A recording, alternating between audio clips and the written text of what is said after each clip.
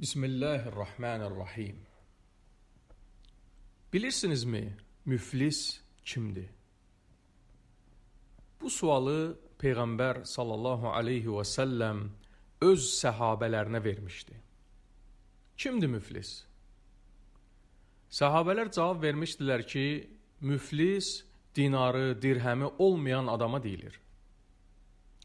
Peyğəmbər sallallahu aleyhi və səlləm də əsl müflisin kim olduğunu bəyan edərək buyurmuşdu ki, ümmətimin müflisləri o kəslərdir ki, onlar qiyamət günü dağlar qədər savab qazanmış halda gələcək, namazla, orucla, zəkatla gələcəklər. Lakin bununla bərabər birisini söymüş, birisinə böhtan atmış, birisinin malını yemiş, birisinin qanını tökmüş, birisinin də vurmuş olduğu halda Allahın huzuruna gələcək və haqsızlıq etdiyi həmin adamlar bunun əvəzində onun savablarından götürəcəklər. Əgər savabları qurtararsa, həmin adamların günahlarından götürülüb, onun günahlarının üzərinə əlavə ediləcək, sonra da bu adam cəhənnəm oduna atılacaq. Allah qorusun. Necə ola bilər ki, dünyada yaxşı işlər görəsən, əziyyət çəkəsən, namaz qılasan, zəkat verəsən, oruç tutasan, mal dövlətini kasıblara sədəqə verəsən, bununla bərabər də gedib başqalarını söyəsən, lənətləyəsən, başqalarının malını ələ keçirəsən, başqasının haqqına girəsən, başqasının qeybətini edəsən və bununla da əziyyətlə yığdığın savabları məhv edəsən. Haqqına girdiyin həmin adamların hamısı qiyamət günü səndən öz haqqını tələb edəcək. Gəlib deyəcək ki, sən məni vurmusan, sən mənim qeybətimi eləmisən, sən məni lənətləmisən, sən mənə böhtan atmısan, sən mənə torba tikmisən, sən mənim qanımı tökmüsən və beləcə həmin adamlara izin veriləcək ki, onlar sənin min bir əziyyətlə yığdığın savabları götürüb aparsınlar. Savabların bitdikdə isə öz günahlarından gətirib sənin günahlarının üzərinə əlavə etsinlər. Ehtiyatlı ol, müsəlman qardaşım.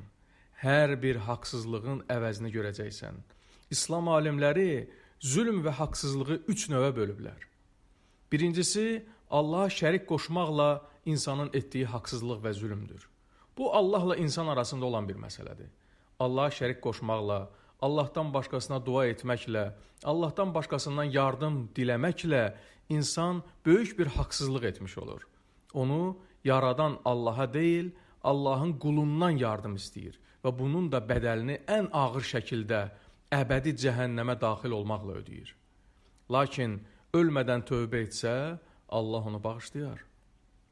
İkincisi, insanın özünə şirkdən başqa əməllərlə zülm etməsidir. Bu da insanın ömrü boyu etdiyi böyük və kiçik günahlardır. Böyük günahlardan tövbə edən kəsi Allah bağışlayır. Kiçik günahları da uca Allah bağışlayır. Bir ümrədən digər ümrəyədək edilən günahlar bağışlanır.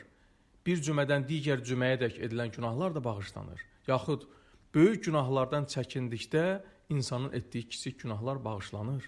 Quran-ı Kərimdə ayə var bu xüsusda.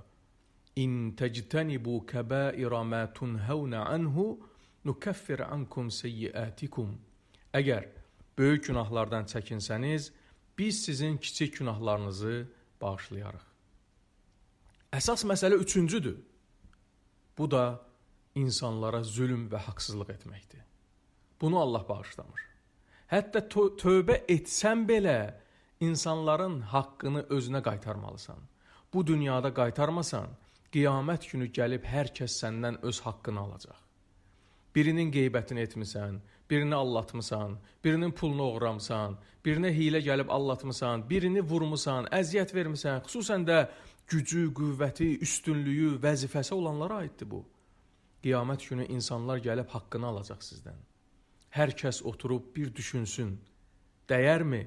İllər boyu əziyyətlə yığdığım savabları qiyamət günü insanlara paylayıb müflis, bankrot vəziyyətə düşəsən.